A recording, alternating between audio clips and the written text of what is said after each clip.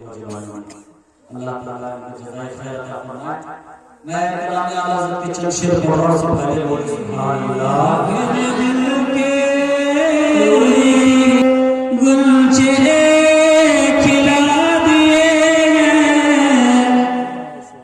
हमारे एक देहात का शायर कहता है कि कभो जल करे क्या गुलिस्तान ना कहा जे गुरु है होता इंसान ना कहा आ जेकरा शहीदी से उल्फत ना होई त ओकरा कहो मुसलमान का। आई मिलाद सरवर मनाए हो का है, सब पत्ती वत्ती लगाए हो का है, इलाका में हलचल मचाए हो का है। अच्छा सभी आके कुछ सुनने ना कहिए तो हम सब का बुलाए हो का है। आप लोग आके सुनेंगे नहीं तो क्या करेंगे? इसीलिए मुलाहिजा फरमाए कि उनकी महफिल दिल के गुलचे खिला दिए, गुलचे खिला दिए। बड़े तेजी के साथ चलो कि उनकी महफिल दिल के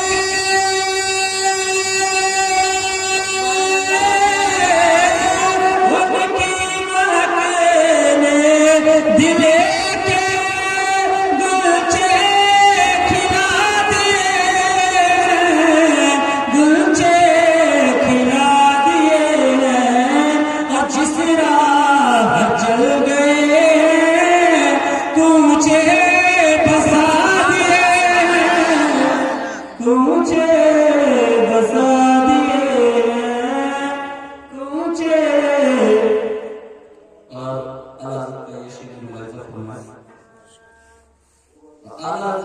अल्हम्दुलिल्लाह क्या कहना, एक एक बंद में न जाने कितने बंद खुलते हैं, कितने बंद खुलते हैं।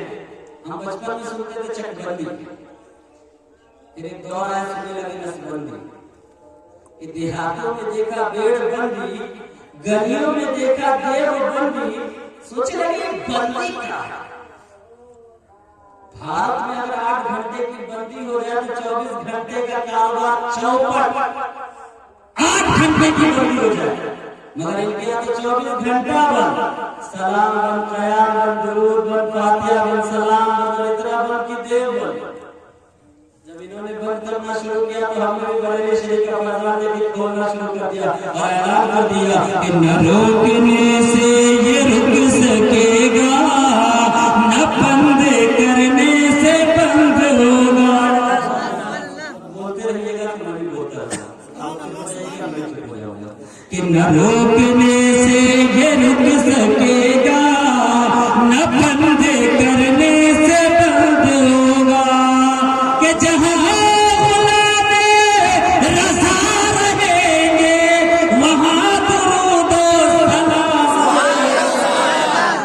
रोकने से ये रुक सकेगा, न बंद करने से बंद होगा। और अल्हम्दुलिल्लाह भारत के अंदर कहीं भी देखिए तो शरीफ से रेडियो मिलता है ना। बगदाद शरीफ, अजमेर शरीफ, कलियर शरीफ, बदायूं शरीफ, मारियाना शरीफ, बरेली शरीफ। हमारे बुजुर्ग जो है ना कहीं जा रहे थे तो बगल में कोई बैठा हुआ था, सलाम क्या कहने लगा, हजरत कहाँ से आ रहे हैं? तो बोले बरेली शरीफ से। कहाँ जा रहे हैं? अजमेर शरीफ। तो बोला कि यार आप लोग की बड़ी बड़ी आदत है। तो क्या हुआ, हर चीज को शरीफ बोल देते आप। तो हमारे बुजुर्ग भी पहुंचे हुए थे, उन्होंने कहा अच्छा तेरे यहाँ क्या है? तो कहने लगा हमारे यहाँ तो 2 ही शरीफ है, एक मक्का शरीफ और एक मदीना शरीफ। तो हमारे बुजुर्ग कहते हैं कुछ देर खामोश बैठा रहा, तो उसके बाद स्टेशन पे कुछ चाहने वाले चाय लेके आए, चाय चाय चाय चाय। तो मैं एक चाय लिया, बोला एक चाय से कमीने को भी देना। तो उसका चेहरा लाल नीला हो गया, बड़ा बड़ा काज करते नहीं दिखता, काज करते नहीं दिखता, क्या गुस्सा दिखती मैंने। मौलाना ने कहा अभी तुम कुछ नहीं बोले, चुपचाप बैठे रहे, मगर अभी तुम ही तो बोले कि दुनिया में सिर्फ 2 ही शरीफ है। अभी तुम ही तो बोले कि दुनिया में सिर्फ 2 ही शरीफ है, एक मक्का शरीफ और एक मदीना शरीफ। तो तुम 2 में से तो हो नहीं, न मक्का हो न मदीना हो तो पता होती तो खुदा से न लड़ाई लेते, अक्ल होती तो खुदा से न लड़ाई लेते, ये घटाए उसे मंजूर पढ़ाना तेरा। इसीलिए शेख मुलायम फरमाते कि जब आ गई है जोशे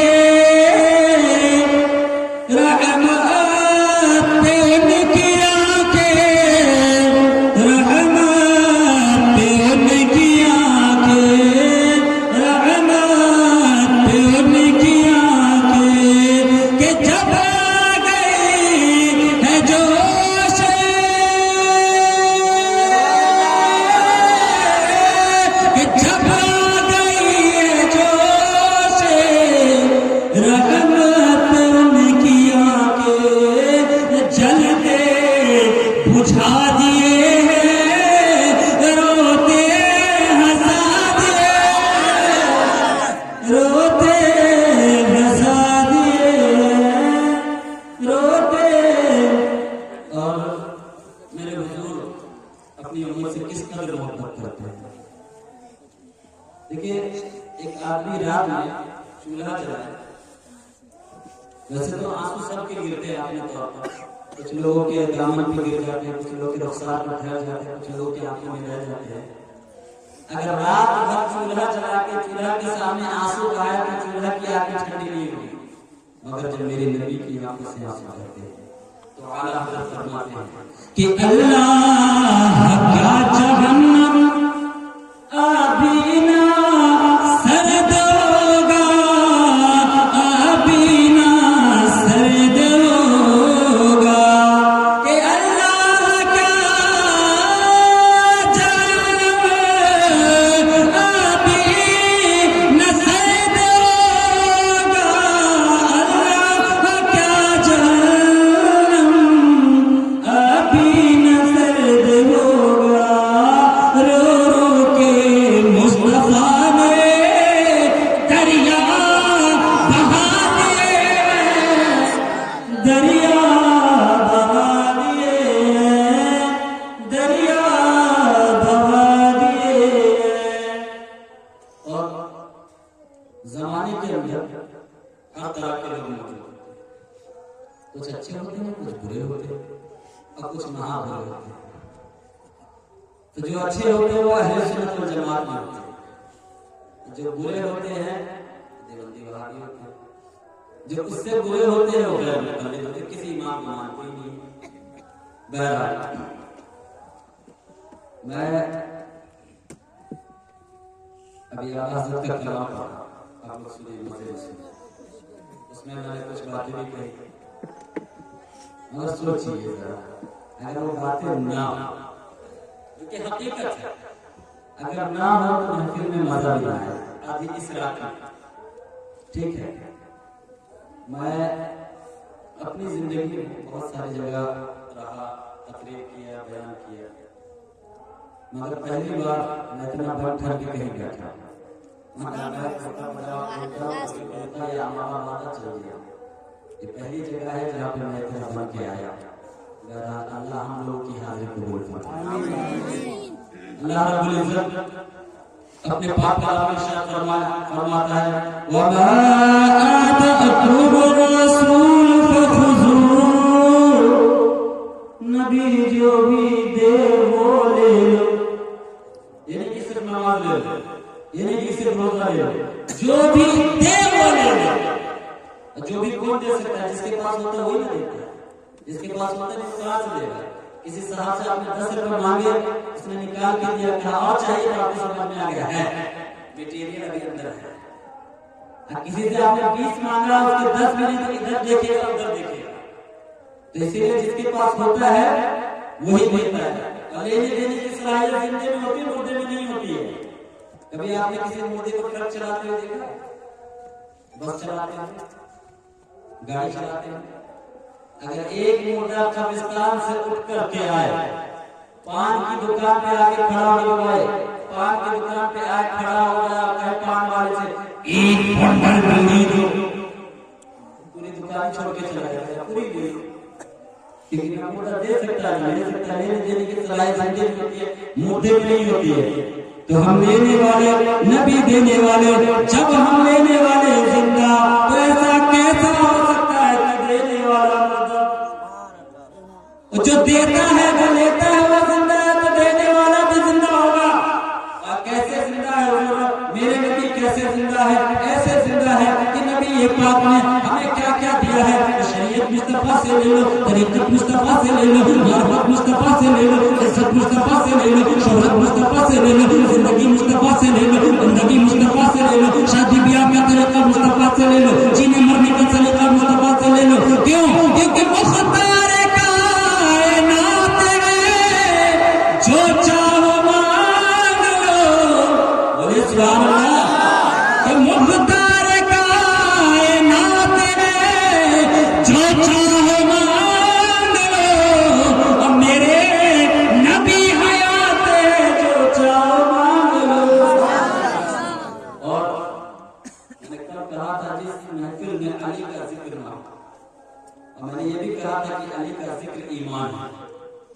तो हुजूर हज़रत अली करमल्लाहु वजहुल करीम की शान में एक मरतबा पढ़ता हूं बस। नात का मरतबा बहुत बेहतरीन है। उम्मीद है लोग उछल उछल के सलाम के जवाब देंगे।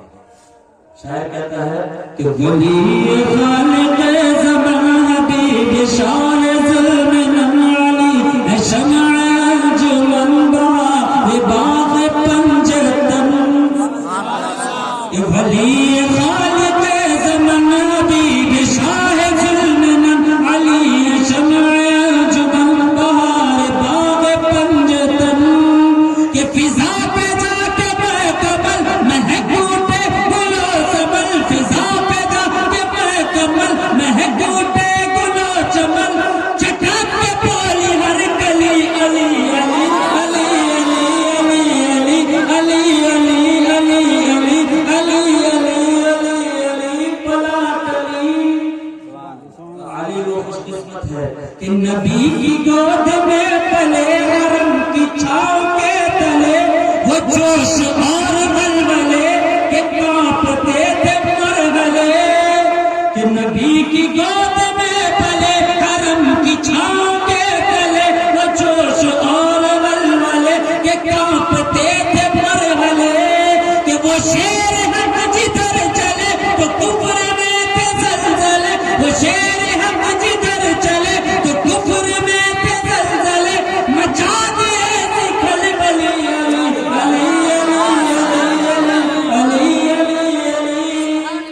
और बाबे खैबर की जंग को अपनी निगाहों में रखे आला शायर लिखता है कि थके थके थे लश्करी, तुझे बुझे थे अस्करी, हुआ ये हुक्म सरवरी, न देर कर मेरे जरी।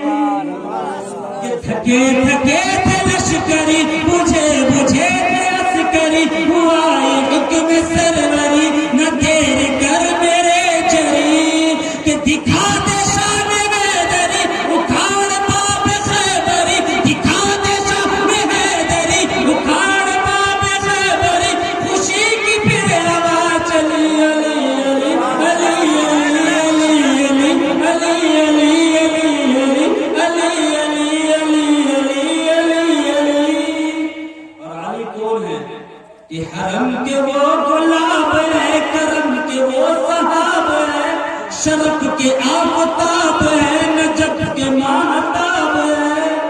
वो रश के शत शबाब है, अली कुली किताब है। वो रश के शत शबाब है, अली कुली किताब है।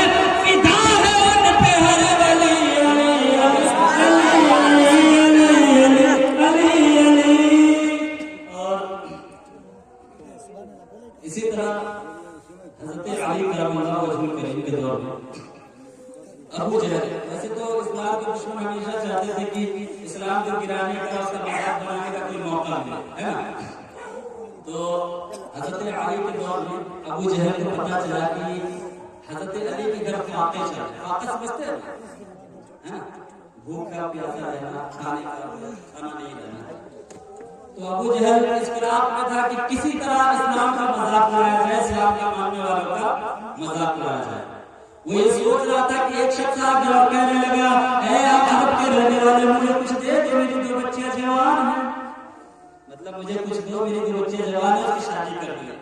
तो अबू जहल कहने लगा, बहुत ठीक टाइम पे आए, बहुत अच्छे टाइम पे आए। तो वो भी कितने अच्छे टाइम पे आए, तो कहने लगा इतने अच्छे टाइम पे आए हो, एक घर बताता हूँ, घर बताता हूँ, एड्रेस पता सब सही लिख के देता हूँ, वहां चले जाओ, वहां से मिल गया तो कहीं जाने की जरूरत न पड़ेगी। बतिया तो ठीक है कह रहा था, लेकिन हसद में कह रहा था।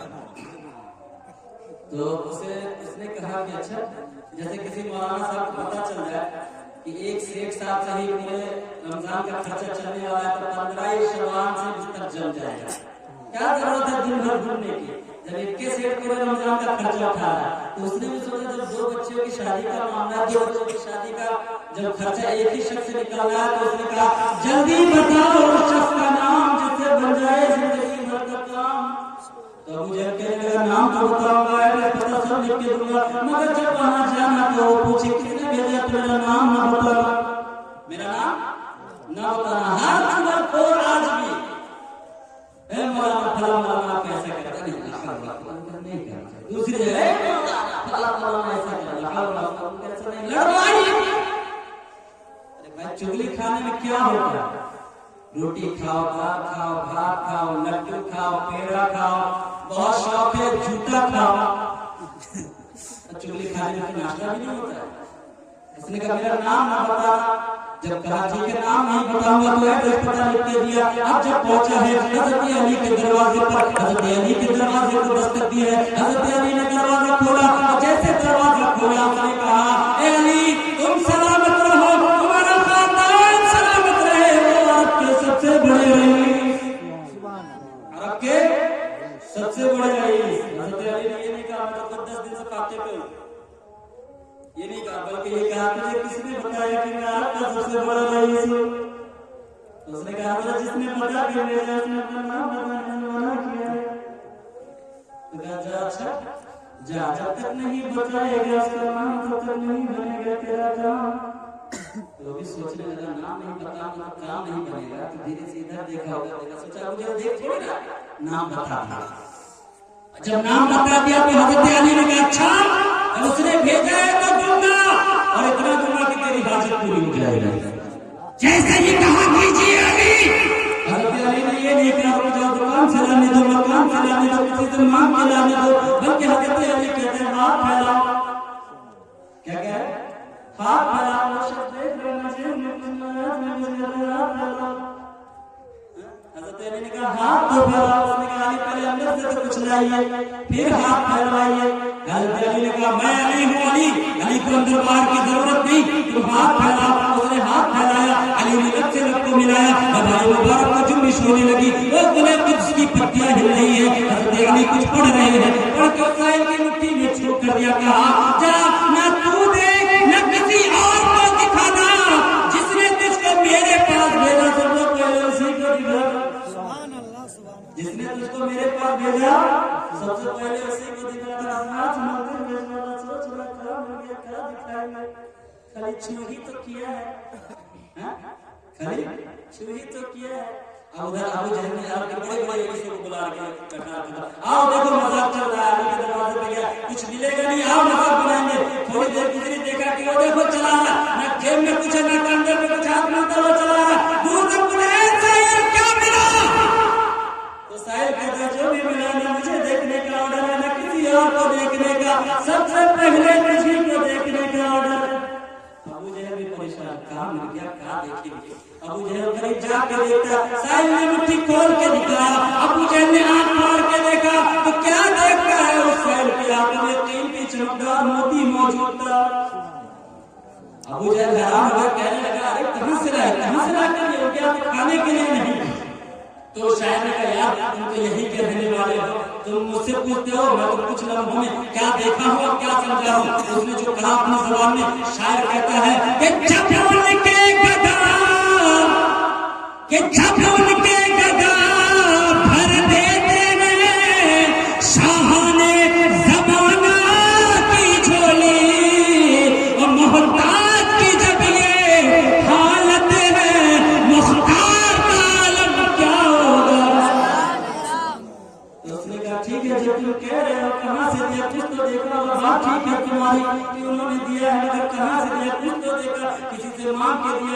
दुकान से दिया, कहीं के ला के दिया। तो शख्स ने कहा मैंने सिर्फ इतना देखा है कि अली ने ना इसको किसी दुकान से दिया है, ना अपनी मकान से दिया है, अली ने इसको अपनी ज़बान से दिया।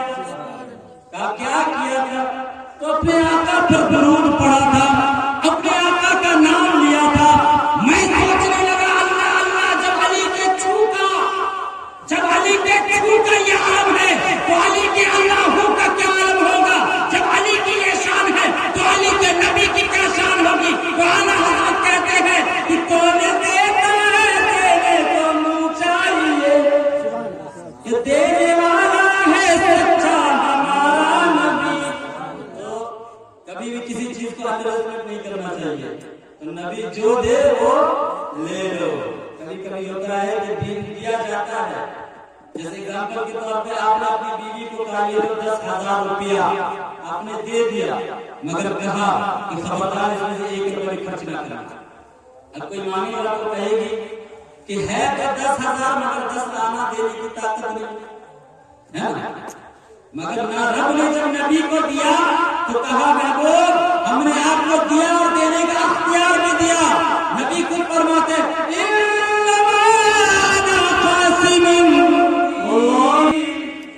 बेशक मैं तकसीम करता हूँ, अल्लाह अता करता है।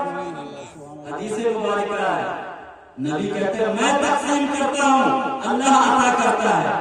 अब देखिए हम लोग यहाँ मदरसे के तालिब इल्म में बैठे हुए हैं और कुछ बच्चे मदरसे में पढ़ने वाले भी बैठे हुए हैं, और आप लोगों ने भी कभी ना कभी मदरसे की शक्ल देखी होगी बचपन में, है ना। तो मदरसे की तालीम को हल्के में नहीं लेना चाहिए। एक दिन एक काफिर यहूदी एक गांव में पहुंचा तो देखा सारे नौजवान और बूढ़े मुसलमान सब एकदम सर शरीर सीधे से, न कुछ पता है ना कुछ करना है। तो क्या देखा कि कुछ आदमी खेत में हल चला रहा है, कुदाली चला रहा है, कुछ आदमी लकड़ी काट रहा है। तो उसने जाके एक मासूम से मुसलमान को कहा, ऐ मुसलमान मैं तुझसे एक सवाल पूछना चाहता, 3 सवाल पूछूंगा, अगर उसका जवाब दे दोगे तो मैं भी कलमा पढ़ के मुसलमान हो जाऊंगा। ऐसी बात कोई भी सोचेगा भाई एक का इजाफा हो रहा क्या दिक्कत है।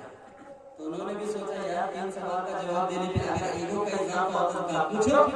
तो उसने कहा ऐसे नहीं, पहले गांव वाले को जमा करो।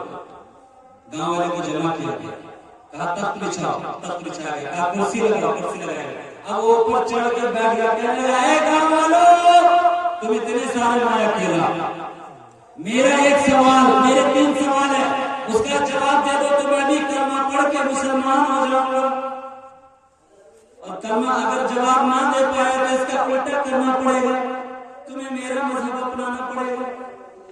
सारे लोग तो खामोश हो गए, सोचने में पड़ गए कि यार सवाल का जवाब दे दें तो एक मुसलमान और नहीं दे पाए तो हम सबको जाना। तो थोड़ी देर सब खामोश थे, इतने में बीच में से एक कल्लू पहलवान है खड़े, कहने लगे अगर पहलवानी की बात आई तो किसी को पछाड़ने की ताकत रखता हूँ, तेरे सवाल का जवाब मैं दूंगा। उसकी बात सुन के एक बीच में से जुमराती भाई खड़े हुए, पहले के नाम ऐसे ही होते थे ना, जो जुमरात का पैदा हो गया जुमराती, जो मंगल का पैदा हो गया मंगली, जो जंगल में पैदा हो गया जंगली। तो ऐसे ही नाम था, मेरा नाम जुम्मन जुमराती है, अगर बात आई ना जुमरात वाली तो पीछे नहीं हटूंगा, तेरे सवाल का जवाब मैं दूंगा। सारे लोग ने एक्सेप्ट कर लिया, हाँ देंगे जवाब, पूछ। इतने सारे किसी न किसी के दिमाग में तो आ ही जाएगा। तो उस शख्स ने कहा ऐ मुसलमानों बताओ खुदा भी क्या कर रहा है। अब देख के आए हो तो मैं बताया कि खुदा भी क्या कर रहा है, देखा ही नहीं तो पता कहां से चलेगा। सारे सोच में पड़ गए यार ये क्या पूछ लिया, हम तो नबी को नहीं देखे तो खुदा की बात कर रहा, हमें कैसे पता खुदा क्या सब सोच रहे थे। आप जुम्मन भैया हाथ चेहरे पर रख के सोच रहे गलत फंस गए। कल्लू पहलवानी की बात होती तो अभी एक धोबी पछाड़ मारना सीधा हो जाता। मैंने पूछ लिया कि खुदा भी का कलाम कैसे बताया, इतना सोच ही रहे थे मुसलमान की, उसने दूसरा सवाल पूछ दिया, कहा है मुसलमान बताओ खुदा का रुख किधर है, खुदा का रुख किधर है। सब सोचने लगे यार पहले सवाल का जवाब नहीं मिला, दूसरा सवाल फिर ठोक दिया पकड़ के। कुछ देर और गुजरी थी तो उसने पूछ लिया, ऐ मुसलमानों बताओ खुदा अभी क्या कर रहा है? 3 सवाल हो, परेशान हो गए लोग, सारे लोग परेशान थे, सब सर पे हाथ रख के कुछ रो रहे हैं, कुछ परेशान है। इतने में एक मदरसे का बच्चा सीने में किताब लगाए हुए मदरसे से आ रहा था। उसने पीछे वाले से हिला के कहा, क्या बात है, तुम लोग रो रहे हो? ऊपर बैठ के खमीस का बच्चा हंस रहा है।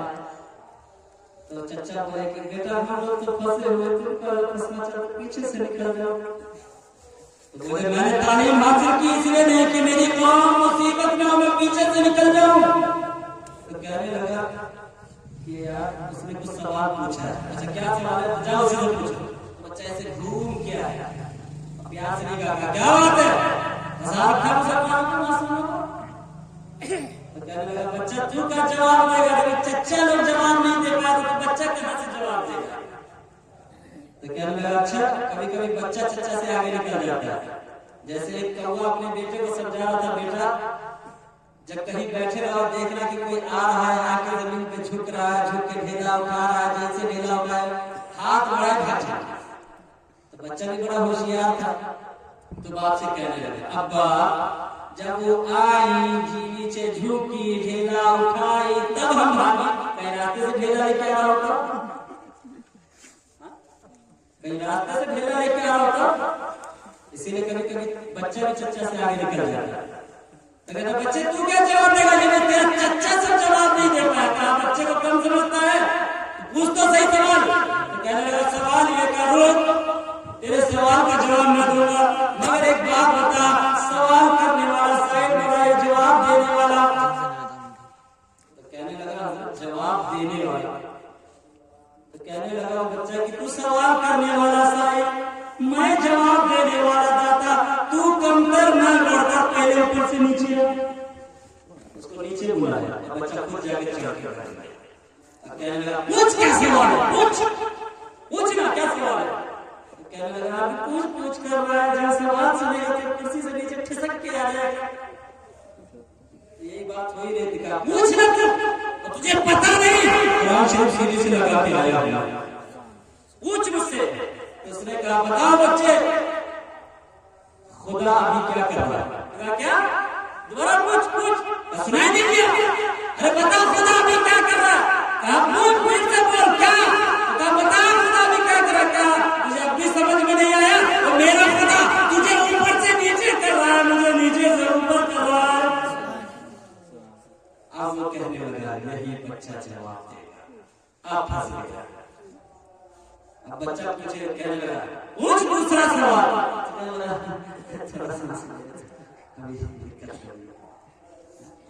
सांस लेने का टाइम नहीं है, पूछ।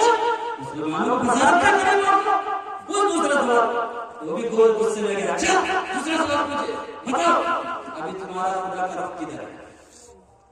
तुम्हारे खुदा का रुख किधर है? तो बस इतनी सी बात, इशारा किया, मजमा के बच्चे गए थे, इशारा किया, बच्चा गया तो इशारे से बताया मोमबत्ती लेके, मोमबत्ती लाके रख दिया जला के। कहा है यहूदी मैं बता तो दूंगा कि मेरे खुदा का रुख किधर है, पहले तू ये बता इस मोमबत्ती का रुख किधर है, पहले तू बता इस मोमबत्ती का रुख किधर है। तो उसको जला के देख रहा है, दाएं कहीं बाएं कहीं ऊपर नीचे चारों तरफ घूम रहा। कहने लगा है बच्चे इस मोमबत्ती का रुख किधर है मुझे नहीं पता। तो बच्चे ने कहा ये मोमबत्ती जिसे तू भी बना सकता है, मैं भी बना सकता हूँ, तेरी बनाई चीज मेरी बनाई चीज जो कि नूर और रोशनी फैला रही है। जब तुझे इसके रुख का नहीं पता तो जो नूर ही नूर है उसके रुख का पता भला क्या होगा? जो नूर ही नूर है। अब गले में लग सांस। अब बच्चा कहने लगा पूछ क्या हुआ? जितने कल्लू पहलवान साहब जुमराती भाई मंगली भाई साहब नारे तकबीर नारे रिसालत शुरू हो गया। यही बच्चा जवाब देगा, यही फंसाएगा इसको। अब तीसरा सवाल का तीसरा पूछ। तो आजू बाजू देख करके कल्लू पहलवान भाई को कह रहा है दूर लोग अगर हिला तो समझ लो धोबी पछाड़ी ही लगाई, हमको फंसा रखा था। देखो चचा का बच्चा कामयाब हो गया, चचा का बच्चा कामयाब हो गया है, जवाब दे रहा है। तीसरा सवाल पूछ। तो शख्स ने कहा अच्छा अब तो पूछना ही पड़ेगा, फंस गए पूछने का। तो कहने लगा बताओ बच्चे खुदा से पहले क्या थे, खुदा से पहले क्या था। सोच के नहीं की बात है। खुदा अच्छा मैं बता दूंगा खुदा से पहले क्या था, मगर पहले 10 से उल्टा गिरेगी। किससे? 10 से उल्टा गिरेगी। तो कहे पहले गिनना 10 से उल्टा गिनते नहीं आता, तुमको पढ़ा वाला लिखा नहीं है, गिनती गिनना होता 10 9 8 7 6 5 4 3 2 1 बोला फिर गिन, बोला 10 9 8 7 6 5 4 3 2 बोला फिर गिन, बोला 10 9 8 7 6 5 4 3 2 1 बोला एक आगे बता इस एक से पहले क्या, इस एक से पहले क्या। तो कहने लगा इस एक से पहले कुछ नहीं। कहा जब इस एक से पहले नहीं तो जो एक ही एक है उससे पहले क्या होगा, जो अहद अहद है उससे पहले क्या होगा, जो वाहिदी वाहिद है उससे पहले क्या होगा। तारीख बताती है वो बच्चा कोई और नहीं, वो बच्चा अपने वक्त का इमाम आज़म था, जिसकी हम तकरीर करते हैं। दुनिया ने देखा कि जब लोग फंसे हुए थे तो इमाम आज़म ने नन्ही सी उम्र में पूरी कौम को दुश्मनों से बचाया। जवाब नहीं देते तो कल पहलवान भाई बजाना पड़ जाता। इसलिए कभी कभी बच्चे को क्यों नहीं समझना चाहिए। अगर काम में बच्चा नहीं रहता तो कुरान खानी कर पड़ता है। बड़के लोग के पास टाइम नहीं है कुरान पढ़ने का। बड़का तो सोचता है ना जो मदरसा में पढ़ता वही की जिम्मेदारी है कुरान पढ़ने की। इसीलिए कुरान एक ऐसी किताब है जिसको कभी भी फरामोश नहीं कर सकते। ये वो किताब है कि अल्लाह रब्बुल इज्जत ने हमारे लिए लिखी है और इस किताब की शान बहुत बड़ी है। बोलने का इरादा बहुत है मगर वक्त भी बढ़ता चला जा रहा है और ठंड भी बढ़ रही है। तकरीबन 48 मिनट में पहुंच चुका हूं। बहरहाल छोटी सी बात करता हूं। एक दौर आया था कि जिस दौर में लोगों ने कहा था, जैसे अभी कुछ वक्त पहले लोगों ने कहा था 26 आयतें हटाओ, 30 आयतें हटाओ, 25 आयतें हटाओ। इसी तरह उस दौर में भी कहा था जब मदरसे के बच्चे पढ़ते थे कुरान मजीद को हिफ्ज़ करके अपने सीने में बसा रखा था। उस दौर में भी लोगों ने कहा था ऐ लोगों कुरान की 20 आयतें हटाओ, 30 हटाओ, 40 हटाओ, 50 हटाओ, पूरा कुरान हटाओ, ये करो। तो हमारे दीन के उलमाओं ने अहले सुन्नत ने उनकी आंखों में आंखें डाल के कहा था तुम 10-20 आयतों की बात करते हो, आओ चलो चलो दुनिया की सारी किताबें लेके आओ, एक एक लाइब्रेरी से, एक एक मदरसे से, एक एक मस्जिद से, एक एक जगह से जहाँ जहाँ किताबें मौजूद है सारी किताबों को लेके आओ। सभी किताबों को समंदर के हवाले कर दो और समंदर के आगे खड़े होकर के सब अपनी अपनी किताब का आवाज दो। एक किताब तू आजा, फला किताब तू आजा, तौरात तू आजा, ज़बूर तू आजा, इंजील तू आजा। हर घर वाले अपनी किताबों को पुकारे, हत्ता के कुरान पढ़ने वाले जब कुरान को पढ़ाना चाहेंगे तो कुरान मजीद अल्हम्दुलिल्लाह की अलif से लेके वन्नास की सीन तक तो खामोशी के साथ समंदर के अंदर मौजूद थी। मगर ये लाखों मदरसे में पढ़ने वाले कुरान हिफ्ज़ करने वाले बच्चे अपना सीना लेकर के हाजिर हो गए और कहने लगे कि फरमान मुस्तफा कभी टाला न जाएगा, कि उनका गुलाम नार में डाला न जाएगा। और जब तक रहेगा एक मुसलमान हिंद में कुरान को भारत से निकाला न जाएगा। इतना आसान नहीं है। जब तक अल्लाह कहने वाला एक रहेगा तब तक कुरान रहेगा। इसीलिए कोशिश करिए अपने बच्चों को पढ़ाने की, क्योंकि जब आपके बच्चे पढ़ेंगे कुछ लोग सोचते हैं क्या करेगा बच्चा मदरसे में पढ़ के नहीं पढ़ेगा तो कितना 7,000 8,000 वाला निकलेगा। ये 10,000 20,000 वाले में देखिए कपड़े की किरिच खराब नहीं होती है जल्दी। 50,000 वाले को तो रात में नींद नहीं आती है कि नहीं, अगले दिन की टेंशन रहती है। 1 लाख वाले की तो पता ही हालत खराब रहती है, कल उठ के भागना पड़ेगा। मगर मौलाना को देखिए रोजाना इस तरीके का कपड़ा चलता रहता है, उसका टेंशन ही नहीं है। 7,000 में इतनी बरकत है। तो इसीलिए अपने बच्चों को पढ़ाइए। हमारे एक मौलाना थे तो कई रास्ते से जा रहे थे तो रास्ते में किसी का जनाजा जा रहा था तो उतर गया, उनके साथी था तो रास्ते से उतर गया। तो किसी चाहने वाले ने बोला हजरत हजरत आइए आइए अपनी बात है। हमारे हजरत बोलने लगे अच्छा बड़ी भीड़ भाड़ है क्या? हजरत बड़े चढ़ाव वाले थे, बड़े लोग बड़े पैसे वाले। अच्छा बड़ा काम काम किया, तो इतना काम किया है कि इनका एगो बेटा डॉक्टर है, फिर पढ़ने नमाज जनाजा पढ़ने की सलाहियत मौजूद नहीं है, उसको फसाई खड़ा हुआ है। कहाँ है? वहाँ है। अच्छा, दूसरा बेटा इंजीनियर है, तो क्या कर रहा है? पूरी दूर खड़ा हुआ। तीसरा बेटा, तीसरे के बारे में कुछ भी मत कीजिए, नहीं इधर क्या है। अच्छा, कितने बेटे? बच्चा। तो चौथा कहाँ? तो चौथा बेटा अपने बाप की सिरानी के पास बैठकर कुरान मजीद पढ़ रहा है। अच्छा, कैसे? बच्चा कुरान पढ़ रहा है, क्या बताए हजरत? एक दिन बाप मस्जिद में आके पूछा, मतलब माशा मारा ना, तो बेटा मस्जिद में आके एक मदरसा है सुन्नत में भाग गया। वहाँ के हाकिम कमेटी वाले मेहनत करके चंदा करके खिलाते रहे, वहाँ के असातिज़ा पढ़ाते रहे। 3 साल में हाथ पढ़ करके हाफिज़ कुरान हो गया है। अच्छा, बाप के सिराने बैठ के कुरान पढ़ रहा है। मैंने मेरे उस आलिम ने कहा, बताइए ये जो डॉक्टर बनाया, इंजीनियर बनाया, ये जो भी कुछ बनाया, ये बताइए इसको बनाने में कितना खर्चा हुआ? कहा लाखों। वो पूछा इस हाफिज को बनाने का 3 झापड़ और कुछ नहीं, 3 झापड़ लगा, 3 झापड़ में हाफिज बन गया। अब वही बच्चा मुसल्ला इमामत में पढ़ रहा है, बाप का जनाजा आ गया, क्या होगा? लोगों को ऐलान करना, ऐ लोगों सफेद ड्रेस कर लो, जिन लोगों ने वज़ू नहीं किया वो सब कर लो। नियत पता करके आवाज लगाता है, ऐ लोगों तकबीर तहरीमा होनी चाहिए, सफेद ड्रेस कर लो। आवाज लगाता है, अल्लाह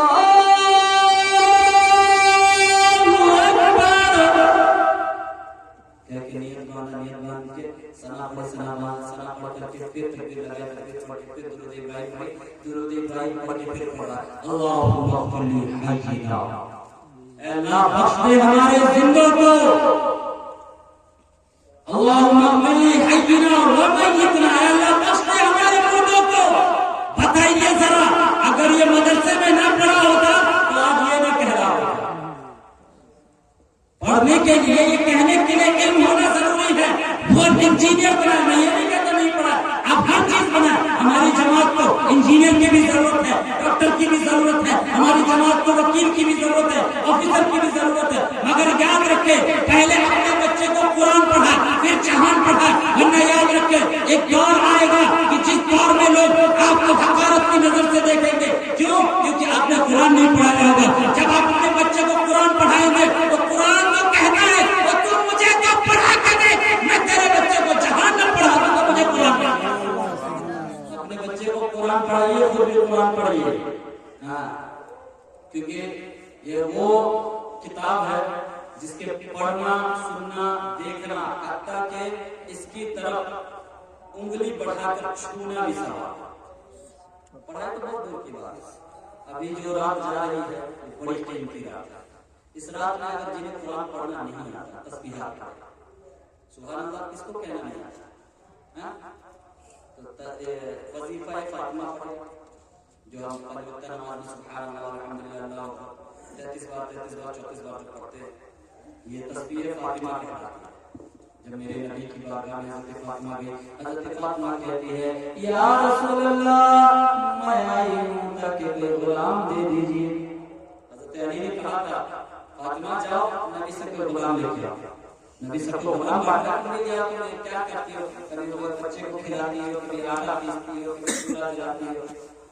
जाओ फातिमा गुलाम लाओ, तुम्हारी बात मानिए। नबी के पास जाके हज़रत फातिमा ने कहा, या रसूल अल्लाह, एक गुलाम चाहिए। मेरे नबी ने कहा, फातिमा क्या ये गुलाम के बदले में तुझे जन्नत की जगह न दे दूं? हज़रत फातिमा ने कहा, या रसूल अल्लाह दे दीजिए। एक तस्बीह बताता हूँ जिसे पढ़ती रहोगी, और जब जब पढ़ती रहोगी बढ़ते बढ़ती चली जाएगी, तुम्हारी परेशानियां कम हो जाएंगी। हज़रत फातिमा ने कहा, या रसूल अल्लाह बता दीजिए। मेरे नबी ने कहा, फातिमा जब काम करने बैठना तो 33 बार सुभान अल्लाह कह लेना, जब काम करने बैठना 33 बार अल्हम्दुलिल्लाह कह लेना, जब हसन और हुसैन को खिलाने बैठना तो 34 बार अल्हम्दुलिल्लाह कह लेना। कहा, या रसूल अल्लाह इसके कहने से फायदा क्या होगा? मेरे नबी ने कहा, फातिमा इसके कहने से ये होगा कि जब तक तू इसे पढ़ेगी इसका सवाब तुझे मिलेगा, और मेरी उम्मत आने वाले वक्त में इस तस्बीह को तस्बीह फातिमा के नाम से जानेगी। ये सवाब मिलेगा। हज़रत फातिमा ने ये लेके वापस आ गई। हज़रत अली ने कहा क्या हो गुलाम लेके गए? कहा गुलाम से बेहतर चीज लेके आई। तो गुलाम तो थोड़ी देर काम करता, मगर मुझे जो चीज मैसर हुई है वो चीज अब तक किसी को नहीं मिली है। तो इसीलिए अपने बच्चों को भी पढ़ाना सिखाया, खुद भी पढ़े। और मैं वक्त ज्यादा हो गया ना, खत्म कर दिया जाए, 11 बज गया।